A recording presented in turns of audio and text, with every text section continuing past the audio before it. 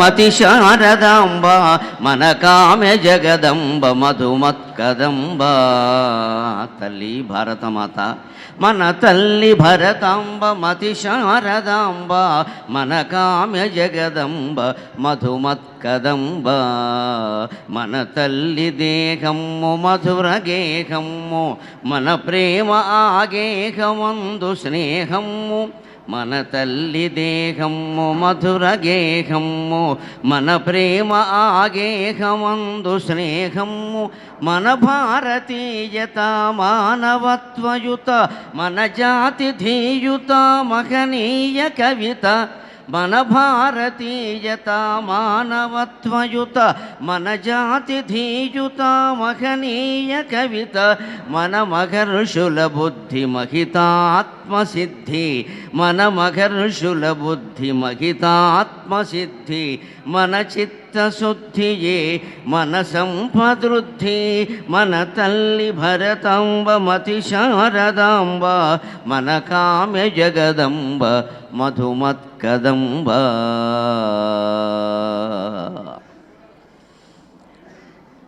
పెద్దలు శ్రీ ముప్పవరపు వెంకయ్య నాయుడు గారి ట్రస్టు, వారి అమ్మాయి వారి కుటుంబ సభ్యులు నడుపుతున్న స్వర్ణభారతి ట్రస్టు ఆధ్వర్యంలో జరుగుతూ ఉన్న సంక్రాంతి సంబరాల సందర్భంగా తెలుగు ప్రజలందరికీ రెండు రాష్ట్రాల్లో అనేక దేశాల్లో విస్తరించి ఉన్నటువంటి తెలుగు ప్రజలందరికీ సంక్రాంతి శుభాకాంక్షలు తెలియజేస్తూ ఉన్నాం. ముందుగా మనం పండుగ సందర్భంగా వదిలించుకోవలసింది బద్ధకం. పొద్దున్న 5 గంటలకు లేవగలిగితే జీవితం అంతా బాగుంటుంది. పండుగ నాడు ఏదో తలంటు పోసుకోవాలి కాబట్టి లేవడం కాదు. పండుగ నాడు కూడా లేవని బద్ధకస్తులున్నారు, వారికి ముందుగా నమస్కారం. ఈ పండుగలన్నీ ఎందుకు వస్తాయంటే అప్పుడైనా మనం 5ంటికి లేచి తలకి నూనె రాసుకొని ఒళ్ళంతా చమురు రాసుకొని నలుగు పిండితో స్నానం చేసి కొత్త బట్టలు కట్టుకొని తయారవుతాం అని. అందుకే నేను ఈ ప్రసంగాన్ని దేవులపల్లి కృష్ణశాస్త్రి గారి పద్యంతో ప్రారంభిస్తున్నాను. ఆ పద్యంలో సంక్రాంతి పండుగ నాడు భర్తను నిద్రలేపుతోంది ఆవిడ. సంక్రాంతి పండుగ వచ్చింది, లేవయ్యా బాబు అని నిద్ర లేపుతోంది. ఎందుకంటే ఈయన లేవకపోలేదు, లేచాడు, మంచం మీదే పడుకుని ఉన్నాడు, ఇంకా లేవలా. ఎందుకంటే మనస్సులో ఏవేవో ఆలోచనలు, బాగా సాఫ్ట్వేర్ ఇంజనీర్ అయి ఉంటాడు. అందుకని వచ్చిన 2 లక్షల్లో ఈఎంఐలు 1,50,000 పోను 50,000 మిగిలాయి. ఇంకా ఈవేళ ఇంకా 11వ తారీఖు 20 రోజులు ఎలా గడపాలో తెలియట్లా. అందుకని భార్య భర్తను ఉద్బోధిస్తోంది. ఏమండి ఇకలెండి వాకిటికి రాని వచ్చే సంక్రాంతి. ఏమండి ఇకలెండి వాకిటికి రాని వచ్చే సంక్రాంతి. ఏమేమో ఎప్పుడు యోచనలు తెగవు మీకు, ఏమేమో ఎప్పుడు యోచనలు తెగవు మీకు, ఇలాగు కూర్చుందురండి. ఏమేమో ఎప్పుడు యోచనలు తెగవు మీకు, ఇలాగు కూర్చుందురండి. మానండి దిగుళ్ళు మీ మనసులో కెళ్ళండి, ముంగిటికి రానే వచ్చే సంక్రాంతి. పద్యం విన్నవాళ్ళు, సాహిత్యవేత్తలైన వాళ్ళు ఏమనుకుంటారంటే ఇది వ్యవహారిక భాషలో ఉందనుకుంటారు. పొరపాటు. ఇది పూర్తిగా గ్రాంథిక భాషలో ఉంది. ఒక్కటి కూడా వ్యవహారిక పదం ఇందులో లేదు. కృష్ణశాస్త్రి గారి పద్యమే. పక్కా కావ్యాల్లో రాసే భాషే వాడాడు. కానీ ఎలా ఉంది అంటే దీని విశ్వనాథ సత్యనారాయణ గారి పద్ధతిలో చెప్పాలంటే వ్యవహారిక శైలి అంటారు. నాది వ్యవహారిక శైలి అంటాడు ఆయన. ఆ వ్యవహారిక శైలిలో రాశారు. మామూలుగా నిద్ర లేపేటప్పుడు భార్య భర్తను ఏమంటుంది, ఏమండి ఇకలేండి అంటుంది. ఇప్పుడు అలా అనేవాళ్ళు లేరు. సరే వాళ్ళే అంటున్నారు తిరిగి, భర్తలే భార్యల్ని ఏమండి అంటున్నారు. ఏదైతే మనకి ఏమండి అన్న పదం వినపడుతోంది. ఎవరంటే ఏం పోయింది, పెద్ద విషయం కాదు. ఇక్కడ పాపం పూర్వకాలం కాబట్టి ఆవిడ భర్త నిద్ర లేపి ఏమంటుందంటే ఇక లేండి వాకిటికి రానే వచ్చే సంక్రాంతి పండుగ వచ్చేసింది. ఇంకా ఏడైనా లేవకపోతే తలంటు పోసుకోవడం ఎప్పుడు, కొత్త బట్టలు ఎప్పుడు, పండుగాచారాలు ఎప్పుడు, పండగ నాడైనా నిద్ర లేవద్దా అని చెప్పి లేపుతూ ఉంటుంది. వచ్చేసింది సంక్రాంతి వచ్చింది, మీరు నిద్ర లేవకపోతే అలాగా. ఇక్కడ నిద్ర లేవడానికి సంబంధించి కాదు, జాగరణ, జాగృతం, మేలుకొనడానికి సంబంధించి. అందుకని పైగా ఏముంటుందంటే లేవకపోవడానికి కారణం ఏమేమో ఎప్పుడు యోచనలు తెగవు మీకు. ఇవాళ యువతరం అంతా ఆలోచించాల్సిన విషయం. ఎప్పుడు ఏదో ఆలోచిస్తూ ఉంటారు. మన ఆరోగ్యాలు ఎందుకు దెబ్బతింటున్నాయంటే శరీరానికి విశ్రాంతి ఇస్తున్నాం, మనస్సును బాగా పనిచేయిస్తున్నాం. లేదు, మనస్సుగా విశ్రాంతినిచ్చి శరీరాన్ని బాగా పనిచేయించాలి. అప్పుడు అందరి ఆరోగ్యాలు బాగుంటాయి. ఖచ్చితంగా శరీరానికి బాగా పని చెప్పాలి, మనస్సుకు పని చెప్పడం మానేయాలి. ఊరికే ఆలోచించద్దు, ఆ పని వచ్చినప్పుడు ఆలోచించి చేసేయి, అయిపోయింది. ఇక అంతకు ముందు పెద్దగా ఆలోచించాల్సింది లేదు, ఆ తర్వాత ఆలోచించాల్సింది లేదు. అందుకే భార్య ఏమైనా హెచ్చరిస్తుంది అంటే ఎప్పుడు ఏదో ఆలోచిస్తూ ఉంటారు, తెగవు మీకు, ఎప్పుడూ తెగవి ఆలోచనలు. పైగా ఏముంటుందంటే చమత్కారంగా, మానండి దిగుళ్ళు మీ మనస్సులో ఎందుకంత దిగులు? ఏదో వచ్చిన జీతం ఏదో కాలక్షేపం చేసి ఖర్చు పెట్టడానికి, దాన్ని వినియోగం చేయడానికి నేను ఉన్నాను కదా, చూసుకోవడానికి ఇంకా సరిపోదని మనం తోడోళ్ళతోనూ మేనళ్ళతోనూ పోల్చుకోవడం. మా తోడోళ్ళకి ఇంకా జీతం ఎక్కువ, మా మేనళ్ళకి ఇంకా జీతం ఎక్కువ. వాడికి జీతంతో పాటుగా అనేక రోగాలు ఉన్నాయి తోడోళ్ళకి, మనకు లేవు కదా, సంతోషించాలి. పోల్చుకునేటప్పుడు అవి కూడా పోల్చుకోవాలి. వాడుకున్న రోగాలు మనకి లేవు, వాడుకున్న జీతము మనకి లేదు, గొడవ లేదు. ఎక్కువ జీతం ఉందంటే ఎక్కువ రోగాలు కూడా ఉంటాయి ఖచ్చితంగా. ఎందుకంటే అవన్నీ దాచుకోవాలి కదా, దానికి తగిన అప్పులు కూడా ఉన్నాయి కదా. ఇంత ఆదాయాలు బాగా పెరిగిపోవడం వల్ల అనారోగ్యాలు ఎక్కువ అవుతున్నాయి. ఎందుకు వచ్చింది ఈ పోలిక వాళ్ళతోటి వీళ్ళతోటి అని? ఏమంటుందంటే, ఈ లోకభారంబు మీరే మోసేరే. 14 లోకాల భారాన్ని మోస్తున్నటువంటి శ్రీ మహావిష్ణువు ఏం చేస్తున్నాడు? సుఖంగా పడుకున్నాడు. సుఖంచమే శయనంచమే శాంతాకారం భుజగ శయనం. నాకు ఎప్పటికీ అర్థం కాదు ఈ మాట. భుజగ శయనమైన వాడు శాంతాకారంగా ఎలా ఉంటాడండి? పాముల పక్క మీద పడుకున్నవాడు శాంతాకారంతో ఉంటాడా? 10,000 ఖర్చు పెట్టి 50,000 ఖర్చు పెట్టి పరుపులు పడుకున్న మనకే నిద్ర పట్టట్లేదే. విష్ణుమూర్తి పావుల పక్క మీద పడుకుని శాంతాకారంతో ఎలా ఉంటాడండి? జీవితం అంటే పాముల పక్కన అయినా నువ్వు శాంతంగా ఉండడం అలవాటు చేసుకోమని మన దేవుడు మనకి చెబుతున్నాడు. అందుకని లోకభారాన్ని 14 లోకాల భారాన్ని మోస్తున్న శ్రీ మహావిష్ణువు ఎప్పుడు చూసినా అనంతసేనం అయ్యంగారులాగా సుఖంగా పడుకుని ఉంటాడు. మీరేమిటి పెద్ద ఏదో ఉద్ధరించేస్తున్నట్టు సుఖంబుగా నడపలేరు ఈ కాస్త సంసారమును. ఏముంది ఇవాళ? నిజానికి పూర్వం అంటే 10 మంది పిల్లలు ఉండేవారు. ఇప్పుడు ఎవరున్నారు ఇక్కడ? ఎవరికి 2 పిల్లలు మించి లేరు. పెద్దాళ్ళని మనం వృద్ధాశ్రమంలో బారేసాం. ఈ పిల్లల్ని కూడా 3 ఏళ్ళు దాటగానే హాస్టల్లో బారేస్తాం. ఉన్నది 2 దంపతులు, లింగులు ఇటుకోమంటూ వీళ్ళు కొట్టుకోవలసిన పనే ఉంది అసలు. అందుకని ఇందులో అంత భారం ఎందుకు, అంత బాధపడిపోవాలి? ఏముంది కనుక ఇందులో? అందుకని సుఖంబుగా నడపలేరు ఈ కాస్త సంసారం అని అంటుంది. ఇది అర్థం చేసుకుంటే ఈ పండుగ 3 రోజులు ముక్కనుముతో గడిపి 4 రోజులు. అందుకే దీన్ని పెద్ద పండుగ అంటారు. ఇది ఒక రకంగా పెద్దలకి తర్పణాలు ఇచ్చే పండుగ. ఇందులో సంక్రాంతి నాడు అన్ని వర్ణాల వారు కూడా పెద్దలకి తర్పణాలు ఇస్తారు. అందుకని పెద్దల పండుగ అనే దాన్ని పెద్ద పండుగ అంటారు. అది కాకుండా 4 రోజులు వచ్చేటువంటి పండుగ మరి ఏ రోజు కూడా ఓ రోజు 2 ఉంటుంది. కానీ ఇంత పెద్ద పండుగ 4 ముఖ్యమైన పండుగలే. దేవీ నవరాత్రులు అంటే విజయదశమి ముఖ్యం, వినాయక నవరాత్రులు అంటే వినాయక చవితే ముఖ్యం, మిగిలినవి కొంచెం పక్కకు ఉంటాయి. ఈ పండుగలు అలా కాదు. భోగి, సంక్రాంతి, కనుమ, మొక్కనుమ అన్నీ ముఖ్యమే. 4 రోజులు ముఖ్యమైనటువంటి పండుగ కాబట్టి దీన్ని పెద్ద పండుగ అంటారు. ఆ పెద్ద పండుగ వచ్చింది కదా, ఇప్పుడైనా లేవకపోతే ఎలాగా అని లేపుతోంది. ఇటువంటి చమత్కారాలు కనుక భార్యాభర్తల మధ్యలో ఉంటే సంసారాలు బాగుంటాయి, జీవితము బాగుంటుంది. సాహిత్యం చదవకపోవడం అనేది ఇవాళ యువతరంలో పెద్ద లోపం. నేను హెచ్చరిస్తున్నానో విజ్ఞప్తి చేస్తున్నానో ఏదనుకున్నా మంచిదే. యువతరం ఖచ్చితంగా తెలుగు సాహిత్యాన్ని చదవాలి. అప్పుడు ఖచ్చితంగా సంసారాలన్నీ బాగుంటాయి, జీవితాలన్నీ బాగుంటాయి. ఇంకో మాట, భార్యాభర్తలు ఇద్దరికీ చిన్న తగాదా వచ్చింది. ఈయన ఏదో అన్నాడు తిన్నగా ఉండక. అప్పట్లో మగాడైనవాడు, ఇప్పుడు ఆడాళ్ళు ఉంటున్నారు, అంతే తేడా. మొత్తం మీద అండం అనేది మామూలు, ఏమి తేడా లేదు ఇక్కడ. పెత్తనాలు కొంచెం అటు ఇటు అయ్యాయి కానీ వ్యవహారం ఒకటే. లోకలోకలు అప్పుడు ఉన్నాయి, ఇప్పుడు ఉన్నాయి. భార్యను ఏదో అన్నాడు, ఆవిడ కోపం వచ్చింది, ఆవిడ వంటింటికి వెళ్ళిపోయింది. ఈయన పిలవలేదు. ఈయన ఎవరిని పిలిచాడు? కూతుర్ని పిలిచాట. కూతురికి ఎంత పెద్ద పేరు పెట్టినా మనం ఏం చేస్తాం? చిట్టి, పొట్టి అనేదో పిలుస్తాం కదా. మన నిక్ నేమ్స్ మనకుంటాయి, నామాంతరాలు మనకుంటాయి. అందుకని కూతుర్ని చిట్టి చిట్టి చిట్టి అని పిలవడం అలవాటు. ఆ పిలిచాట. కూతుర్ని పిలిచేటప్పుడు మనం మామూలుగా పిలవం కదా. ఆవిడ పేరు మంగమ్మ అనుకోండి, మంగతల్లి అంటాం. ఆవిడ పేరు రాజమ్మ అనుకోండి, రాజతల్లి అంటాం. అలా ఏదో రంగమ్మ అంటే రంగతల్లి అంటే తల్లి చేరుస్తాం. ఎందుకంటే ప్రతి మగవాడికి ఒక మధుర భావన ఏమిటంటే తన తల్లి తనకి కూతురుగా పుట్టిందని ఒక భావన. అది మన సంస్కృతిలో విశేషం. లేకపోతే తండ్రి కూతుర్ని అమ్మ అనడం ఏమిటండి? తండ్రి కూతుర్ని అమ్మ అనాలంటాడు. తండ్రి వయస్సు ఎంత, ఈ కూతురు వయస్సు ఎంత? ఈయనకి 30 ఏళ్ళు ఉన్నాయి, అమ్మాయికి 3 ఏళ్ళు కూడా లేవు. ఆ అమ్మాయిని పట్టుకుని అమ్మ అంటాడు, పేరు కూడా పెట్టాడు. కొడుకుని నాన్న అంటాడు విచిత్రంగా. అంటే తండ్రే తనకి కొడుకుగా పుట్టాడని, తల్లే తన కూతురుగా పుట్టిందని ఒక ప్రబలమైన విశ్వాసం హైందవ జాతిలో ఉంది. దాన్ని మనం కాపాడుకుని తీరాలి. అది తెలుగు వాళ్ళు పిలుపుల్లో కూడా పెట్టారు. అందుకని చిట్టిని పిలవడానికి ఈయన అన్నట్ట జంజాల పాపయ్య శాస్త్రి గారు మంచి పద్యం రాశాడు దీని మీద. చిట్టి తల్లి ఎన్నుచు శ్రీవారు పిలువంగా. ఓ పక్క భార్యాభర్తల తగాదా నడుస్తోంది, దీని నేపథ్యం అది గుర్తుపెట్టుకోవాలి.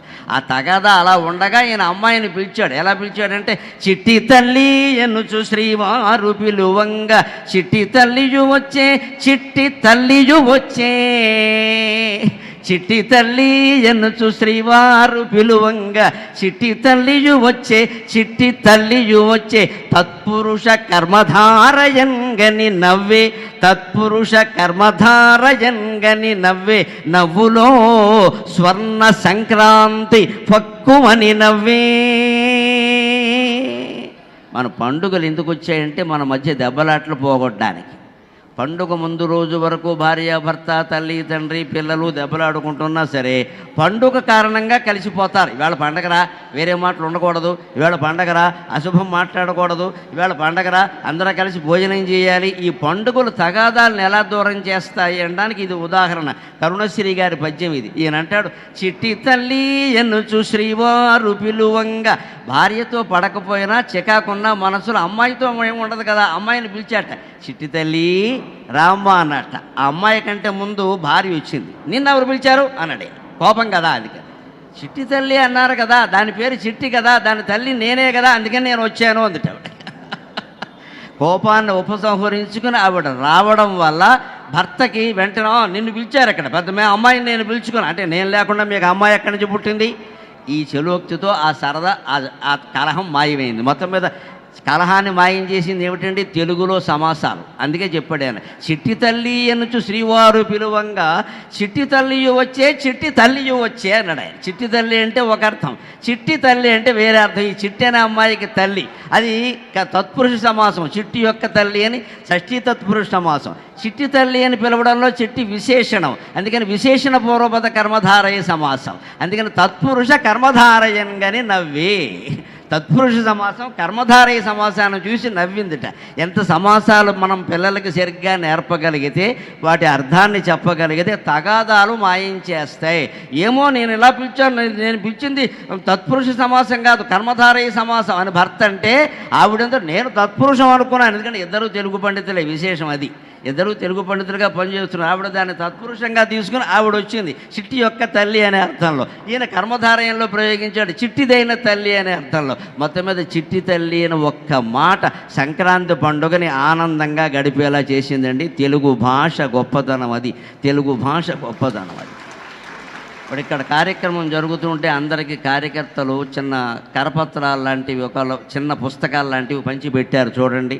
గౌరవనీయులు, నాకు సన్నిహితులు, కేంద్ర మంత్రి మాజీ ఉపరాష్ట్రపతి వెంకయ్య నాయుడు గారు 16 అణాల తెలుగును కాపాడడానికి 16 సూత్రాలు చెప్పారు. అది మనం దృష్టిలో పెట్టుకుని పెళ్ళైన వెంటనే మీ పిల్లలందరికీ 16 రోజుల పండగ కింద ఈ 16 సూత్రాలు బాగా అభ్యాసం చేయించండి. ఇవి కాపాడాలి, ఇవి కాపాడాలి, ఇవి కాపాడాలి, ఇవి పాటించాలి. ఊరికే చదువుకుని రోజు 16 పారాయణ చేయడం, మళ్ళీ 16 మంది కూర్చొని పారాయణ చేయడం, 16 రోజులు ఈ వెర్రి వదిలిపెట్టండి. పారాయణ చేయడం కోసం కాదు ఆయన రాసింది. 16 రోజులు పారాయణ చేయడం, 1600 మంది చేశాం, ఇవన్నీ వద్దు ఇక్కడ. ఇవన్నీ అంకెల కార్యక్రమాలు అయిపోతాయి. అలా కాకుండా ప్రతి ఒక్కటే ఆయన చెప్పిన దాన్ని మనం పాటించగలిగితే భాష ఇంత మేలు చేస్తుంది. ఏవండి ఇక లెండి అన్న పద్యం భర్తను నిద్రలేపింది. చిట్టి తల్లి అన్న ఒక చిన్న ప్రయోగం భార్యాభర్తలిద్దరిని ఏకం చేసింది, తగాదాలు మర్చిపోయి. ఇంకొక మాట, ప్రాచీన చాటువు, ఎవరు రాశారో తెలియదు, ఎవరు చెప్పారో తెలియదు. ఇంకా అద్భుతమైన పద్యం అంటే అది. ఒక గంగిరెద్దును తోలుకుని ఒక ఆయన వెడుతున్నాడు, సంక్రాంతి కదా, గంగిరెద్దును తోలుకుని వెడుతున్నాడు. ఎదురుగా శివాలయంలో అర్చకుడు వచ్చాడు.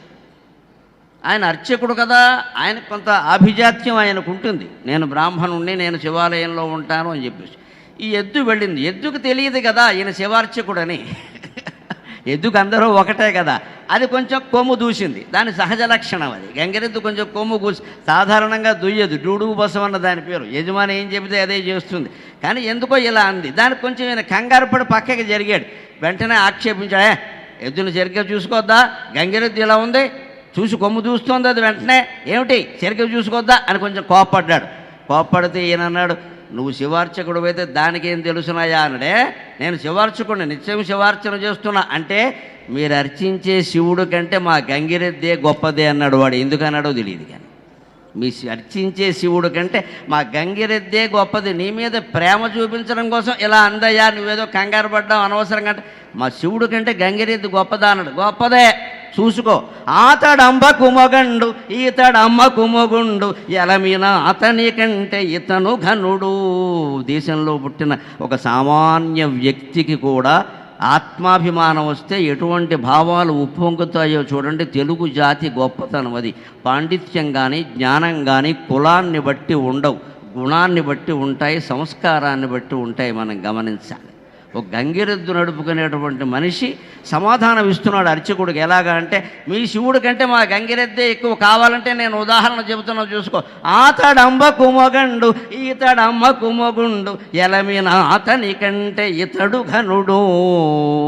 ఆతడమ్మున వ్రేయు ఇతడు కొమ్మున దూయు ఎలమిన అతని కంటే ఇతడు ఘనుడు. అతడు శూలముద్రిప్పు ఇతడు వాలముద్రిప్పు ఎలమిన అతని కంటే ఇతడు ఘనుడు. అతడు దిగంబరుండు ఇతడు పీతాంబరుండు. అతడు దిగంబరుండు ఇతడు పీతాంబరుండు ఎలవిన అతని కంటే నితడు ఘనుడు. శూలియతడు రైతుల కూలి ఇతడు. శూలియతడు రైతుల కూలి ఇతడు. దేవుడతడు కుడితంత దేవునితడు. దేవుడతడు కుడితంత దేవునితడు. ఈశ్వరుడు లేకయున్నను ఎద్దు నడచు. ఈశ్వరుడు లేకయున్నను ఎద్దు నడచు. ఎద్దు లేకున్న నడువలేడు ఈశ్వరుండు. మీ శివుడు కంటే మా ఎద్దే ఎక్కువ. ఎద్దు లేకపోతే ఈశ్వరుడు నడవలేడు. ఈశ్వరుడు లేకపోయినా ఎద్దు నడుస్తుంది. ఎవరు అవసరం ఎవరికుందో గమనించుకో. అంటే మనం ఏ వృత్తి వాళ్ళని ఏ కులం వాళ్ళని తక్కువ చేసి మాట్లాడడానికి వీలు లేదండి. అది సంక్రాంతి సంబరాల్లో మనం గ్రహించాల్సిన విషయం. ఎవరి వృత్తులు వారికి ఉంటాయి, ఎవరి పనిముట్లు వారికి ఉంటాయి. ఏ జీవినైనా మనం గౌరవించవలసింది. పక్కా రుజువు చేస్తున్నాడు. ఆతడంబకు మొగండు. శివుణ్ణి ఏమంటారు? అంబికాపతి. అంబికాపతి అంటారు. అంబిక అంటే అమ్మవారు, అంబకు మొగుడు కదా ఆయన. మా ఎద్దేం సామాన్యం కాదు, ఇది అమ్మకు మొగుడు అన్నాడు. అంటే పశువుల్లో ఒక న్యాయం ఏమిటంటే, ఏ ఏ ఏ ఏ గిత్తదోడు ఏ ఎద్దు కారణంగా ఈ గిత్తదోడ పుట్టిందో ఈ గిత్తదోడ మళ్ళీ ఆ తల్లినే కలుస్తుంది. పశు న్యాయం అది. పశువుల్లో వాటికి తల్లిని కలవకూడదని ఇలాంటివన్నీ మానవ సంబంధాలన్నీ అక్కడ ఉండవు కదా. అందుకని ఆ ఆవుకు పుట్టినటువంటి దూడ గిత్తదోడ ఆ ఆవునే కలుస్తుంది. అందుకని మా దూడ కూడా ఎద్దు కూడా గిత్తగా ఉన్నప్పుడు ఇది కలిసిందయా. అందుకని ఆయన అంబకమొగుడైతే ఈయన అంబకమొగుడయ్యాడు. కోపం వచ్చినప్పుడు మనం అంటూ ఉంటాం కదా, మా వాడేం తక్కువ వాడు కాదు. పశు న్యాయం ప్రకారం అది సరైంది, మానవులకి పనికిరాదు ఖచ్చితంగా. ఇంకో మాట, ఆతడమ్మున వ్రేయు. మీ శివుడు బాణం వేయాలంటే త్రిపురాసుర సంహారంలో ఎన్ని పరికరాలు అవసరమయ్యాయి. భూదేవి రథంగా మారింది, సూర్యచంద్రులు రథచక్రాలుగా మారారు, వేదాలు గుర్రాలుగా మారాయి, బ్రహ్మదేవుడు సారథిగా మారాడు, మేరు పర్వతం ధనుస్సుగా మారింది, వాసుకి వింటి నారిగా మారాడు, శ్రీ మహావిష్ణువు స్వయంగా బాణంగా మారితే ఇంత చేసి ఆయన చేసిన పని ఏమిటి? ఒక్కసారి ఇలా అన్నాడు. ఇవన్నీ ఉంటే ఆయన ఇలా అన్నాడు, అంతే కదా. అందుకని మీరు శివుణ్ణి త్రిపురాసుర సంహారిని కీర్తిస్తున్నారు. ఇవేమీ లేకుండా ఒక్కసారి ఏ అమ్ము లేకుండా, ఏ బాణాలు లేకుండా, ఏ రథాలు లేకుండా, ఏ చక్రాలు లేకుండా మా గంగిరెద్దు ఒకసారి కొమ్ము దూసేసరికి నువ్వు పరిగెట్టావే లేదా? అందుకని ఎవడు వీరుడో నువ్వే గ్రహించవయ్యా. శివుడు కంటే మావాడే వీరుడు. ఏ పరికరాలు ఏ ఆయుధాలు లేకుండా బెదిరించగలిగాడు ఖచ్చితంగా మీ శివుడు. అతడు శూల ముద్రిప్పు ఇతడు వాల ముద్రిప్పు. శివుడికి ఎవరన్నా భయపడాలి బలపడాలంటే శూలం తిప్పాలి ఖచ్చితంగా, 3 అంచుల శూలం. కానీ మా ఎద్దు ఒక్కసారి తోక పైకి లేపింది అంటే ఎదురొచ్చే వాళ్ళంతా పరారైపోతారు ఖచ్చితంగా. మీ శివుడికి శూలం ముఖ్యమైతే మా ఎద్దు ఇతరుల మీద ఆధారపడకుండా వాళ్ళమే ముఖ్యంగా బతికింది. ఇంకా గొప్ప మాట అండి, మన కవుల గొప్పతనం గమనించండి. ఆ జానపదుడికి ఎంత ఆశువుగా భావాలు పొంగాయో అంటున్నాడు. అతడు దిగంబరుండు ఇతడు పీతాంబరుండు ఎలమిన అతని కంటే నితడు ఘనుడు. మీ శివుడు దిగంబరుడు, దిగంబరాయ విద్మహే అని ఉండనే ఉంది కదా. ఒక్కోసారి బట్ట లేకుండా కూడా ఉంటాడు. నిజానికి దిగంబర శబ్దానికి అర్థం చెప్పకూడదండి, చాలా తప్పుడు మాట. దిగంబరుడు అంటే బట్టలు లేనివాడు అని అర్థం కాదు, దిక్కులే వస్త్రంగా కలిగినవాడు. అంటే శివుడు ఆకారం ఏమిటి అంటే సమస్త దిక్కులు నిండిపోయింది, అష్టదిక్కులు నిండిపోయినటువంటి అనంతమైన మూర్తి అని దానికి అర్థం. కానీ బట్టలు లేనివాడని అర్థం కాదండి, పొరపాటు అర్థాలు చెప్పకూడదు. అలాగే మనం సరదాగా అనుకుంటే దిగంబరుడు అంటాం, కనబడ్డం లేదు కాబట్టి. మీ శివుడికి బట్టలు లేవయ్యా దిగంబరుడు. మా గంగిరెద్దును చూడండి పీతాంబరుడు అన్నాడు. ఎందుకంటే గంగిరెద్దు మీద ఎప్పుడు పట్టు చీరలు, పట్టుబట్టలు, పట్టు పంచలే. మామూలు పంచిస్తే గంగిరెద్దు వాడు ఊరుకోడు. ఇక్కడ పట్టు పంచలేదా దొర అంటాడు వెంటనే. పాత పట్టుపంచలు పట్టుబట్టలు పూర్వం గంగిరెద్దుల వాళ్ళకి ఇచ్చేవారమ్మా. నాగరికత ఎంత మారిపోయిందో మహిళలు గమనించండి. ఇప్పుడు 4 పట్టు చీరలు ఇచ్చి ఇంత స్టీలు చెప్ప కొనుక్కుంటున్నాం. మన దరిద్రం అది. సంక్రాంతి పండుగ అర్థమైతే ఈ స్టీలు పట్టు చీరలు ఇచ్చి స్టీలు చెప్పలు కొనుక్కునే దరిద్రం మానేసి మనకున్న బట్టలు పట్టు చీరలు సహా ఏవైనా పాతబడ్డాయి అంటే పేద బలహీన వర్గాలకి దానం ఇయ్యాలండి. మన పండుగల్లో విశేషమేది, మన ఆచారాల్లో సంప్రదాయాల్లో విశేషమేది. వ్యాసభారతం ఆనుశాసనిక పర్వంలో చెబుతాడు, దానానికి కావలసింది ఒకటే అర్హత, కులం కాదు, మతం కాదు, ఏమీ కాదు. వాడు పేదవాడైతే చాలు, నీకుంటే చాలు, వాడికి లేకపోతే చాలు, ఇచ్చేయి. దాతవ్యమితి యద్దానం దీయతే అనుపకారణేన భగవద్గీతలో కృష్ణ పరమాత్మ చెబుతాడు. దానం ఇచ్చేటప్పుడు ఎలా ఇవ్వాలి అంటే సిటీ బస్సులోంచి విసిరేసినట్టు ఇమ్మని చెప్పారు. నా భాషలో చెప్పాలంటే అంతే. బస్సులో పెడుతూ మనం విసిరేస్తే ఎవరు తీసుకున్నారో మనం చూసామా? దానం ఎప్పుడూ అలాగే చెయ్యాలి. కానీ దానం ఇస్తూ పెద్ద ప్రచారం చేయించి ప్రెస్ వాళ్ళని పిలిచి ఫోటోలు తీసి మన్నాడు ఈయనంత స్వచ్ఛంద సేవా సంస్థ ద్వారా దానం చేశాడని ప్రచారాలు కల్పిస్తే ఈ దాన ఫలం మొత్తం గోవిందా అయిపోయినట్టే లెక్క. ఈ దాతవ్యం ఇవ్వాలి కాబట్టి ఇస్తున్నా, నాకుంది ఆయనకి లేదు అందుకే ఇస్తున్నా, దీనికి ప్రచారం అవసరం లేదు అని ధనవంతులైన వాళ్ళందరూ హిందువుల పండుగల్లో దానాలు చేస్తే సమసమాజం, ఆర్థిక అసమానత్వం లేని సమాజం వెంటనే ఏర్పడుతుందండి. దానికి తుపాకులు అగ్నిహోత్రాలు అవసరమేం లేదు. ఇక్కడ ధనవంతుల ఔదార్యం, పేదవారి అవసరం, ఈ రెండూ గమనిస్తే చాలు. అది ఈ పద్యం నిండా ఉంది. ఇంకో మాట చెబుతున్నాడు, మీ వాడు శూలైతే మా వాడు కూలి. ఒక అక్షరమే కదా తేడా, ప్రాసయతి ప్రకారం సరిపోయింది, శూలి కూలి. ఇంకొక మాట, గొప్ప మాట, తెలుగులో మాత్రమే సరిపోయే మాట. శివుణ్ణి దేవుడు దేవుడు దేవుడు అంటారు కదా. మీ దేవుడు దేవుడు, మా వాడు దేవును అంటే కుడితి అక్కడ పెడితే మొత్తం దేవేస్తాడు. ఒక్కసారే ఒక చుక్క కూడా లేకుండా మొత్తం దేవేస్తాడు. మీ వాడు దేవుడు, మా వాడు దేవును, ఒక అక్షరమే కదా యా తేడా. అంచేత మా వాడు దాంతో సమానం, శివుడితో సమానం, ఇంకా ఎక్కువ. పైగా ఈశ్వరుడు ఎద్దు లేకపోతే నడవలేడు, కానీ మా ఎద్దు ఈశ్వరుడు లేకపోయినా కూడా నడుస్తుంది. ఇలాగ మొత్తం సామాన్యుడు కూడా ఆత్మాభిమానంతో మాట్లాడినటువంటి పండుగ సంక్రాంతి పండుగ. అందరం ఆత్మగౌరవంతో బతకాల్సినటువంటి రోజులు ఇవి. ఇంకొక మాట, ఇప్పుడు ముగ్గులు పెడుతూ ఉంటారు, హరిదాసులు వస్తారు. హరిదాసు ఎంత గొప్పవాడో గమనించండి. పిడికెడు ధనమిచ్చి ప్రీతిగా పిడికెడు బియ్యంబు ప్రీతిగా గైకొని హరినామ ధనమిచ్చు కరుణతోడ అని సాగర ఘోషలో కావ్యంలో సంక్రాంతిని వర్ణిస్తూ రాశా. మనం ఇచ్చేది గుప్పెడు బియ్యం, ఆయన హరినామాన్ని మనకి ఇస్తున్నాడు. ఈ గుప్పెడు బియ్యానికి హరినామం ఎక్కడైనా దొరుకుతుందా అసలు ప్రపంచంలో? భగవంతుని యొక్క నామస్మరణ ఎంత గొప్పది.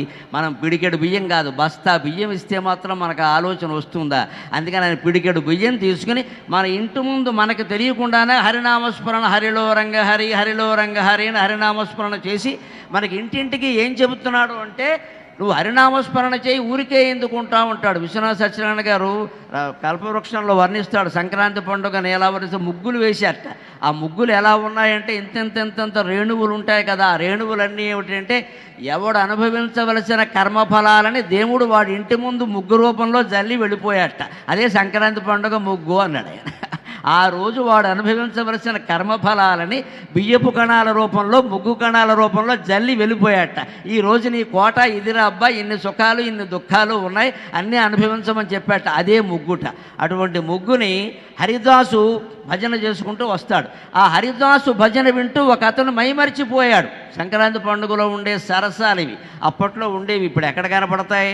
ఆడవాళ్లే ముగ్గులు పెట్టేవారు, ఒంగును మరీ ముగ్గు పెట్టేవారు. ఏదో పట్టుకొచ్చి పేస్ట్ అంటించడం లేదండి, కట్ పేస్ట్ అనేటువంటి మాట లేదు, వాళ్లే పెట్టేవారు. దానికోసం అర్ధరాత్రి 1 గంటకి నిద్ర లేచేవారు. రథం ముగ్గేసి, రథం తాడు ముగ్గేసుకుంటూ పక్క ఊరు వెళ్ళిపోయిన ఆవిడ కూడా ఉండేది. ఆవిడ వెతుక్కుంటూ భర్త వెళ్ళేవాడు, మా ఆవిడ ఎక్కడుందని. ఆ తాడు అంతవరకు వెళ్ళేది. ఇటువంటి సరసాలన్నీ ఉండే ఆ రోజుల్లో ఉన్నాయి. హరిదాసు పాట వింటున్నాడు ఒక ఆయన, మైమరిచిపోయాడు ఆనందంగా. మైమరిచిపోయి అలా హడావిడిగా వస్తూ వస్తూ ముగ్గు తొక్కాడు. హరిదాసు పాట వినుసు పొరపాటున ముగ్గు త్రొక్కి. ఈ సరసాన్ని గురించి సాగర ఘోష కావ్యంలో సంక్రాంతి సంబరాల్లో రాశాను నేను. ఈ హరిదాసు పాట వినుసు పొరపాటున ముగ్గు త్రొక్కి భుజగపు వేణిన్ తరుణిమణి ఒకటిచ్చిన, భుజగపు వేణిన్ తరుణిమణి ఒకటిచ్చిన, త్వరపడి పరుగందుకొనియే తన గృహమునకు. ఒక యువకుడు దారిలో నడిచి వస్తూ హరిదాసు పాట విని మైమరిచిపోయి అందులో తెలియకుండా ముందుకెళ్ళిపోతూ ముగ్గు దొక్కాడు. నా ముగ్గు దొక్కుతావా అని. అప్పుడు అందులో ఎంత సరసంగా ఒక్క మాట నోటమ్మట రాలా. ఇలా తిరిగింది ఆ అమ్మాయి. తిరగగానే పావులా ఉంది జడ. క్షీరసాగర మదనానికి వాసుకి తాడు ఎంత పొడుగ్గా ఉందో ఈ జడ అంత పొడుగ్గా ఉంది. అందుకని అమ్మాయి అనుకోకుండా తిరిగేసరికి ఈ జడ దెబ్బ వాడికి తగిలింది. ఏ దెబ్బ అయినా తట్టుకోవడం కష్టం, తేలికే జడ దెబ్బ తగిలింది. అందున 3 గంటలు ఉన్న జడ. అందుకని తగిలేసరికి వాడు అనుకున్నాడు, అమ్మో జడ కూడా ఇంత ఉంటే రేపు మంగళసూత్రం దెబ్బ ఎలా ఉంటుందో, పెళ్ళయ్యాక జాగ్రత్తగా ఉండాలి రా అనుకున్నాడు ఆయన. అందుకని అలా ఒక్కసారి కొట్టేసరికి ఆ జడ దెబ్బ తగిలి ఇంటికి వెళ్ళిపోయేట, పారిపోయేట వెంటనే. ఇది సంక్రాంతి వేళ ఉండేటువంటి సరసాలు ఖచ్చితంగా. ఇప్పుడు జడ దెబ్బ తగిలే అవకాశం లేదు. నన్ను మన్నింతురు కాక జడలే లేవయ్యే, దెబ్బలు ఎక్కడ తగులుతాయి? అసలు ముగ్గులేసేవాళ్లే లేరయ్యే, వంగేవాళ్లే లేరయ్యే. అంతా ప్రజంగా కుంభోదరులు, లంబోదరులే కనపడతారు ఎక్కడ చూసినా. వీళ్ళు ముగ్గులు ఎక్కడ వేయగలుగుతారు? అందుకని అలాంటి వాళ్ళు ఉండేవారు, అలా వేసేవారు. అటువంటి సరసాలు జరిగాయి. ఇంకొక మాట చెప్పుకుని మనం సెలవు తీసుకుందాం. సరసాలు సరదాలతో పాటుగా సంక్రాంతి మనకు ఒక గంభీరమైన సందేశాన్ని ఇస్తుంది. ఈ కాలంలో రేగిపళ్ళు ఎక్కువ తింటాం, గమనించండి. రేగిపళ్ళు ఇప్పుడే వస్తాయి. ఈ మార్గశిర మాసం, పుష్యమాసం, మళ్ళీ మాఘమాసం వస్తే కనపడవు. రేగిపండు అర్థమైతే కొందరు మనుషుల తత్వం అర్థమవుతుంది. చాణక్య నీతిలో చెబుతాడు ఆయన, మనుషులందరూ ఒకేలా ఉండరయ్యా, రేగిపండును చూడు అర్థమవుతుంది. కొందరు కొబ్బరికాయల్లా ఉంటారు, కొందరు రేగిపళ్ళలా ఉంటారు అన్నాడు చాణక్యుడు. నారికేళ్ల సమాకారాక దృశ్యంతే అపితు సజ్జనాక, నారికేళ సమాకారాక దృశ్యంతే అపితు సజ్జనాక, అన్యే బదరికాకారాక, అన్యే బదరికాకారాక, బహిరేవ మనోకరాక. మనం మనుషుల్ని పై వాలకాన్ని బట్టి నమ్మకూడదండి. కాస్త లోపలి తత్వం గమనించగలగాలి. ఇవాళ సైబర్ నేరాలు జరుగుతున్న రోజుల్లో, అనేక రకాల మాయమాటల్లో మనం పడిపోతున్న రోజుల్లో చాణక్య నీతి రేగుపండు రూపంలో ఎంత మేలు చేస్తుందో గమనించండి. నారికేళ సమాకారాక దృశ్యంతే అపితు సజ్జనాక. మంచి మనుషులు ఎలా ఉంటారంటే కొబ్బరికాయలా ఉంటారు. అంటే కాస్త పండితుడైన వాడు, జ్ఞాని అయిన వాడు, మంచి తెలిసినవాడు, 10 మందికి మంచి చెప్పేవాడు, కొంచెం కష్టంగానే మాట్లాడతాడు. నిన్ను పొగడాల్సిన అవసరం వాడికి లేదు, ఎందుకంటే వాడు జ్ఞాని. ప్రపంచం అంతా ఒక్కటే. ఒకరిని కీర్తించాల్సిన అవసరం పండితులైన వారికి, జ్ఞానులైన వారికి ఉండదు. ఎవడైనా పనిగట్టుకుని కీర్తిస్తున్నాడంటే వాడు పండితుడు కాదనే అర్థం. నిజంగా జ్ఞానం ఉన్నవాడు కూడా అలా ఎవరిని కాకాపట్టాల్సిన అవసరం వీడికి లేదు. పండితుడికి నిజమైన జ్ఞానం ఉంటే ఎవడికి భయపడే పని కూడా ఏం లేదు, నిక్కచ్చిగానే ఏం చెబుతాడు. అందుకని పండితులు ఎలా ఉంటారంటే కొబ్బరికాయలా ఉంటారయ్యా, పైకి కఠినంగా ఉంటారు, లోపల చల్లటి నీళ్లు ఉంటాయ్యా. వాళ్ళ హృదయం అటువంటిది, గమనించుకో. కాస్త కష్టంగా మాట్లాడారు కదా, నిన్నేదో అన్నారు కదా అని కోపాలు పెంచుకోక, నారికేళం లాంటి వాళ్ళు దేవుడి దగ్గర ఉపయోగిస్తున్నాం కదా కొబ్బరికాయని. అందుకని అంతస్తత్వం మృదువుగా ఉంటుంది, పైకి పెంకు గట్టిగా ఉంటుంది. దుర్మార్గులు ఎలా ఉంటారంటే రేగుపండులా ఉంటారట, పైకి మెత్తగా ఉంటారు, లోపల గట్టిగా గింజ ఉంటుంది. ఇక్కడ రేగుపండులో గుజ్జు తక్కువ, గింజ ఎక్కువ. తినేది తక్కువ, ఉమ్మేసేది ఎక్కువ. సరే, పైగా అందులో సరిగ్గా చూసుకోకపోతే కీటకాలు కూడా ఉంటాయి. కొబ్బరికాయ ఇంకేం పురుగులు ఉండవు, ఇక్కడ కీటకాలు కూడా ఉంటాయి, చూసుకుని తినాలి. అన్యే బదరిక ఆకారాహ, ఇతరులు బదరిక ఆకారంలో చిన్న రేగుపళ్ళ ఆకారంలో ఉంటారు. బహిరేవ మనోహరాహ, పైకి బాగా నిన్ను పొగుడుతూ బాగా సవరదీస్తూ ఉంటారు. ఇంతవరకు నన్ను ఇంత మెచ్చుకున్న వాళ్ళు ఎవరు లేరని నాకు ఎంత శ్రేయోభిలాషం అని మూతి తిప్పుతాడు వీడు అన్యాయంగా. అంటే పడిపోయినట్టే లెక్క. వాడు రేగుపండు, పైకి గుజ్జులా మాట్లాడుతున్నాడు, లోపల గింజ ఉందో గమనించుకో. ఇది లేకపోతే మట్టి అయిపోతాం ఖచ్చితంగా. ఇలాంటివి రకరకాల సంబరాలన్నీ సంక్రాంతి పేరు మీద ఉన్నాయి. అవన్నీ మనం 4 రోజుల పాటు జరుపుకుందాం. నాకు కేటాయించిన అరగంట లోపు సమయంలో ఎంత మీకు సందేశాత్మకం, హాస్యంతో సహా ఎంత సందేశం అందించాలో అంతా అందించానని అనుకుంటున్నాను.